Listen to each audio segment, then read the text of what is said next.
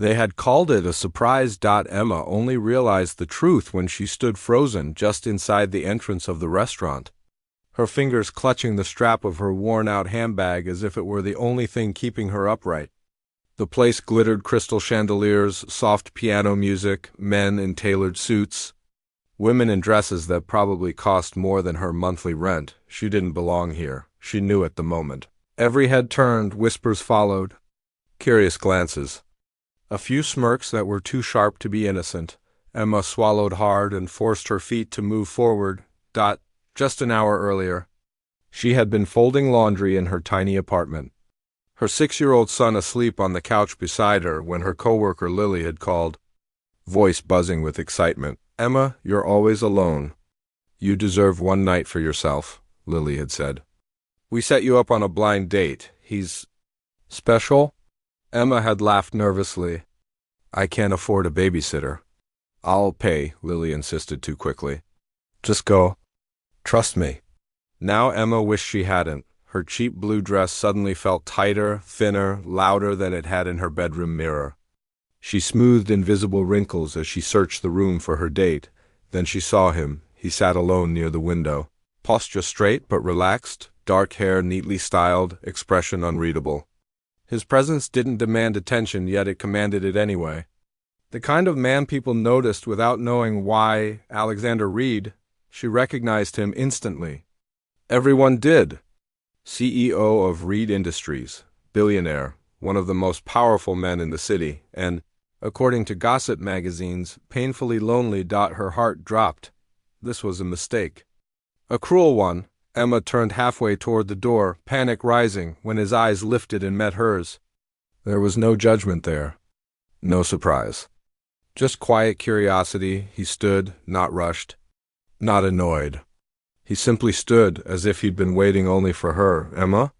he asked. Her throat tightened. She nodded. "I'm Alexander. I'm glad you came." Those words alone nearly unraveled her. He pulled out her chair, waited until she sat, then returned to his own seat.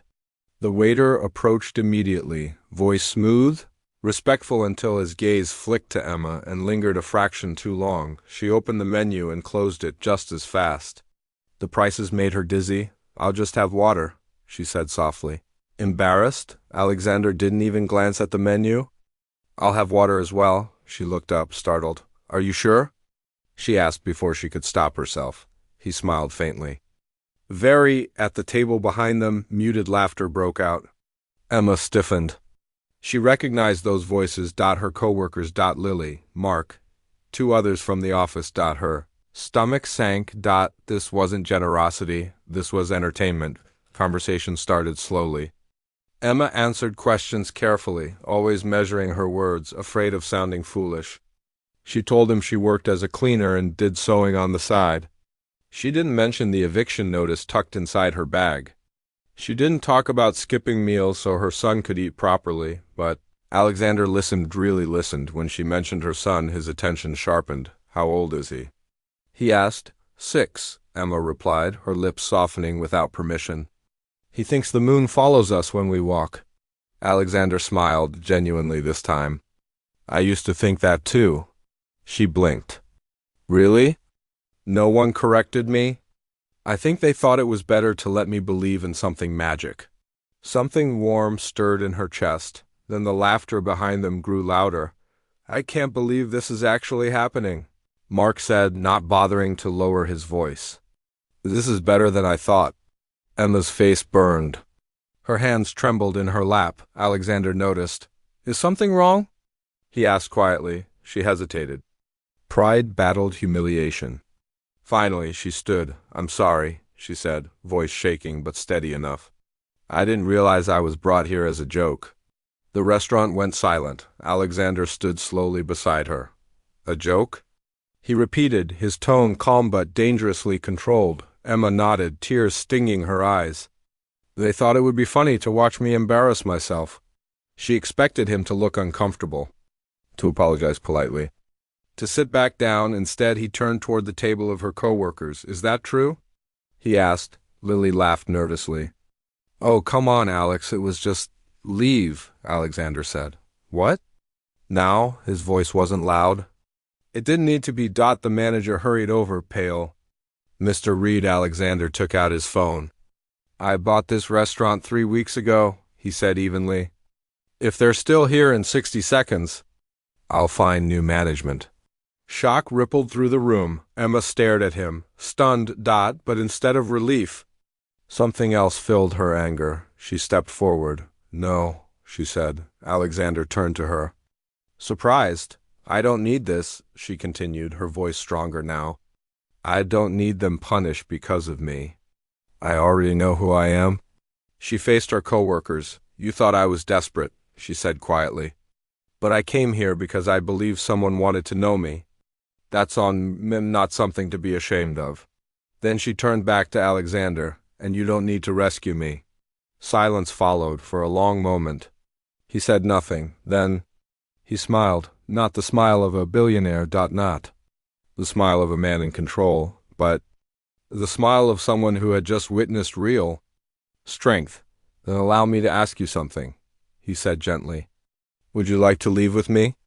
Not as a rescue, not as a joke, just as two people who deserve a better ending to the night.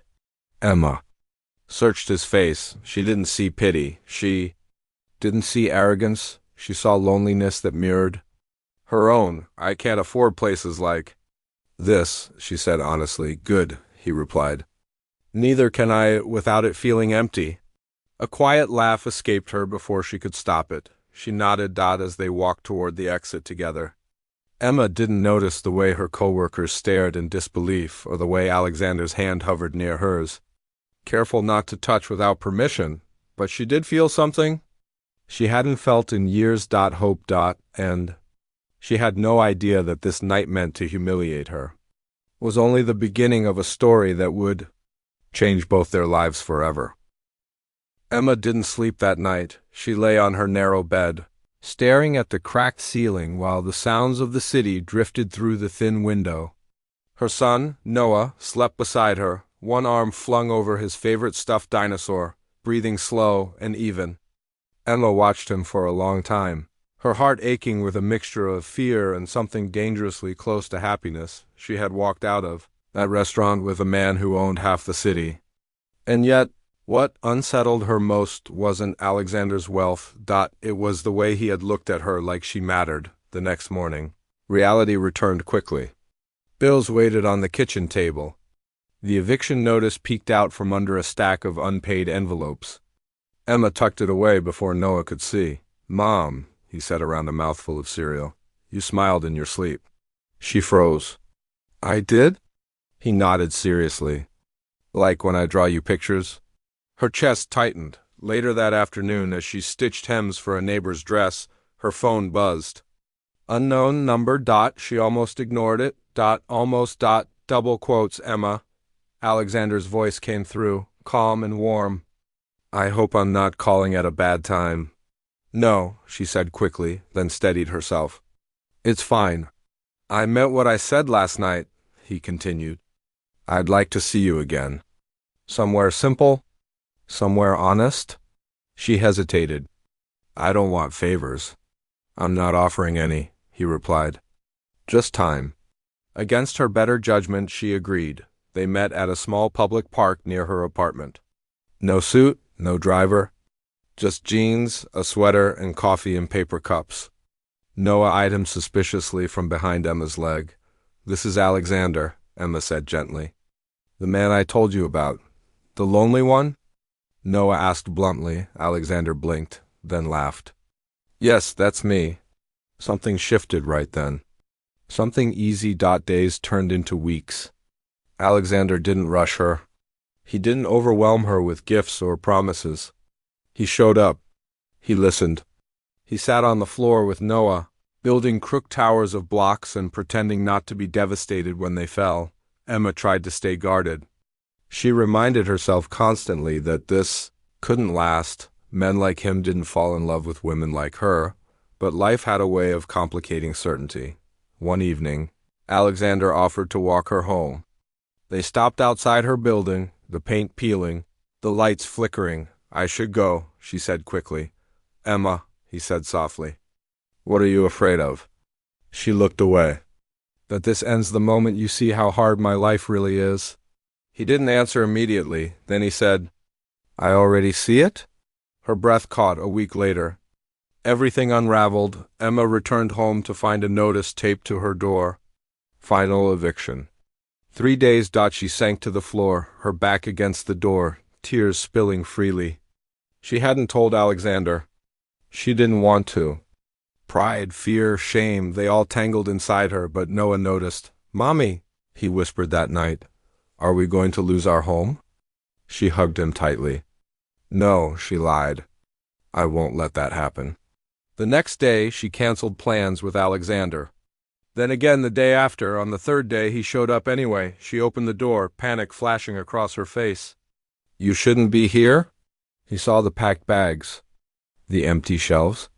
The truth written everywhere. Emma, he said quietly, why didn't you tell me? Because I don't want to be saved, she snapped. I don't want charity. He stepped closer. What if it's not charity?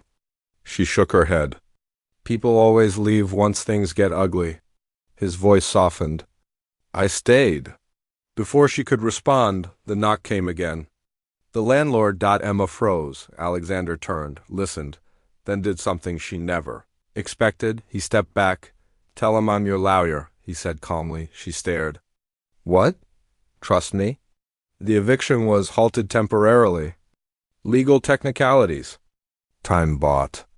But not solutions. That night, Emma finally broke. I'm tired, she whispered, sitting on the edge of her bed. I'm tired of being strong. Alexander sat beside her, careful, respectful. Then don't be strong tonight. She leaned into him, sobbing quietly while Noah slept in the next room. It was the first time. She let someone hold the weight with her, but happiness never comes without a price. The story broke the next morning. Headlines splashed across screens. Billionaire CEO linked to struggling single mother.